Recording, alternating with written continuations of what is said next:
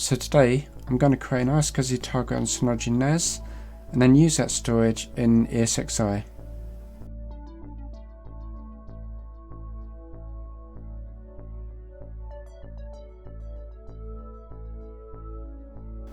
So using Synology for an iSCSI target for VMware is very easy to do. So first of all, identify the volume where you want to put a LUN on. So in this case we're going to put a LUN on volume 2. So now what you want to do, you want to go to SAM Manager. What I like to do is I like to create hosts. So if you create hosts, you can therefore specify host permissions on specific LUNs. So let's add a host. Click on Start. It's going to be a VMware iSCSI host. The name is going to be ESX4. So first one we're going to do it manually, completely manually. So click on Add Initiator. So go into your VMware. So go into ESX4. Click on Properties. You can either do it here or here. So just copy the IQN.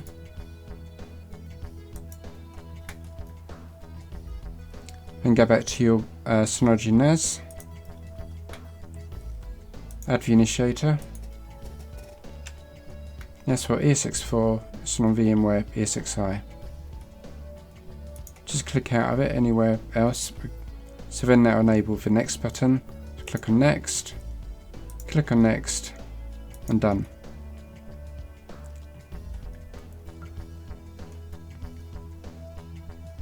So the next thing I'm going to do the iSCSI target. So let's create a new iSCSI target. We won't bother with chap at the moment. Let's just call it VMware Target 1.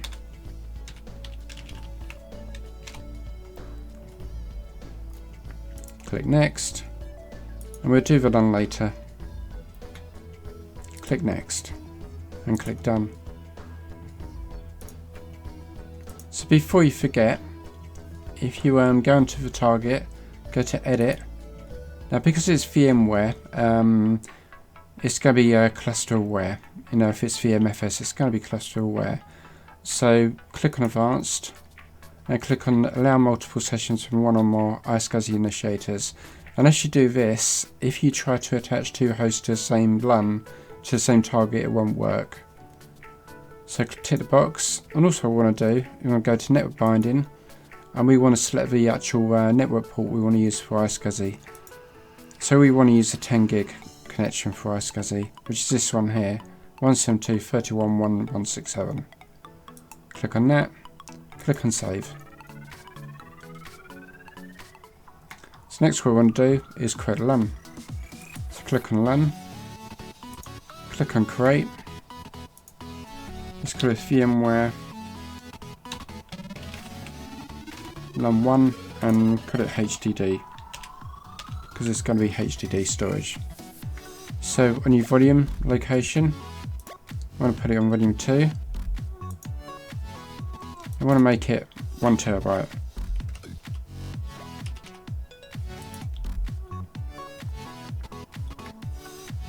Click on Next. Select your iSCSI target that we created earlier, VMware target. Click on Next. And now here's where you come to permissions. So if you first select Custom, so now by default, all hosts won't have access unless you specifically give them access. So what we're going to do, ESX4, we're going to say read write. Click on Next. Click on Done.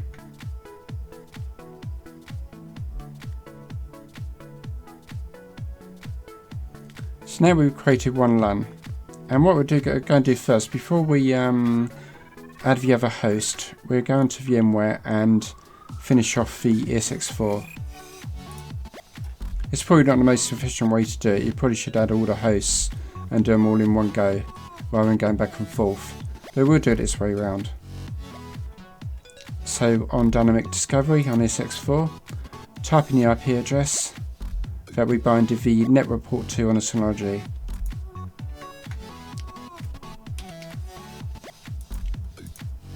So I'm going to click on the iSCSI server, add the IP address, in this case 172.168.1.167.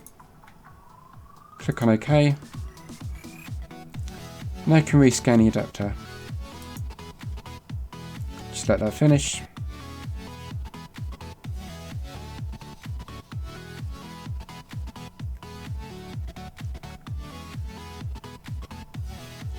It should be fine. Now you can see the actual path there. It's created in the path. There's not a data store on there yet. So let's add the data store. So click on ESX4. Right click. Go to storage. New data store. So it's going to be a VMS data store. It's going to be, because it's going to be a disk/LON based. Click on next. Let's give it a name. So call it Home NAS 03, because that's the name of the Synology NAS I'm using in this case. Call it 1TB and call it HDD. Click on the actual storage. So it's a 1TB. Drive type HDD. Click on next. We're just going to use VMFS5. Click on next.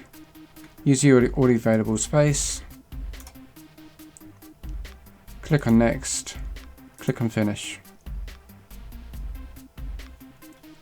So now if you go into data stores on ESX4, you should see the new storage area. If you click on it, you now got a default folder has been created. So what we'll do now is we'll add the second host, ESX7. So let's go back to our hosts. Click on ESX7. And this one we'll do it differently. Because we've already done the LAN permissions, we're just going to go straight in and do the discovery pool. And I'll show you what happens on Synology in this case. So click on the iSCSI software adapter. Click on dynamic discovery. And add the IP address. So same one, 172.168.1.167. Click on OK. Now it's added. Now let's rescan the adapter.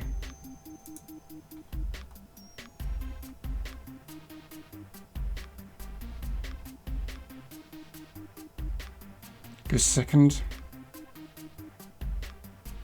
It's completed. So now on the Synology NAS, if you go to the host section and you add a host, click on start, so it's discovered it. So we don't need to add the IQM manually because it's already discovered it. So tick the box, give it a name. It's already selected VMware as the operating system. So click on next. And it's asks you here to set the permissions. So LAN 1, we've got read write. So you can either do it here or you can go into the into custom.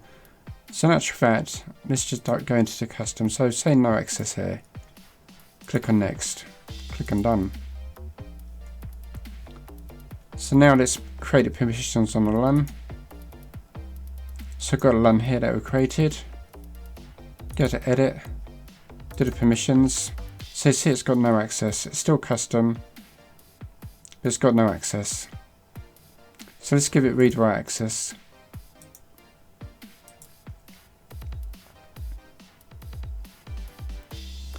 Okay. Let's go back to vSphere ESX again. Click on the ESX7. Now what we're going to do is rescan storage. So first of all, if we go to data stores, you see it hasn't got the 1TB drive in there yet. So go back to configure and go back to this time you want to rescan storage.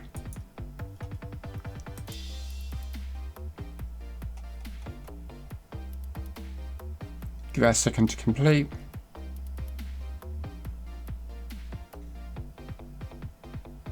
Now go to data stores. It's not there yet. Go to configure. Should be there.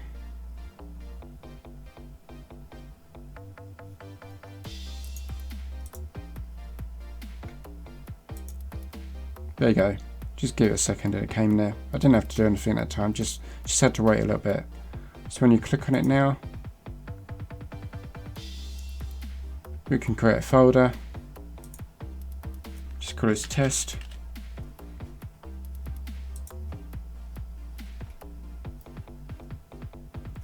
So now when you go onto the actual data store on iSCSI, click on it. The test folder's there. Go back to iSCSI data store, and test folder will be there. Go back to iSCSI again.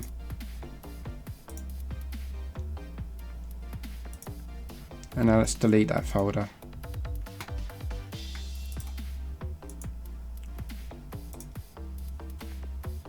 Delete. And that's as simple as that. That is as easy as it gets with creating a nice iSCSI on Synology. So it's really, really easy.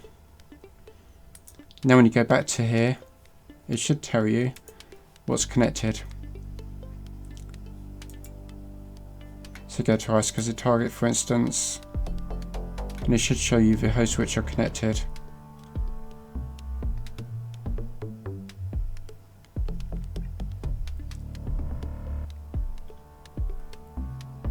And that's as simple as that. So thank you for watching.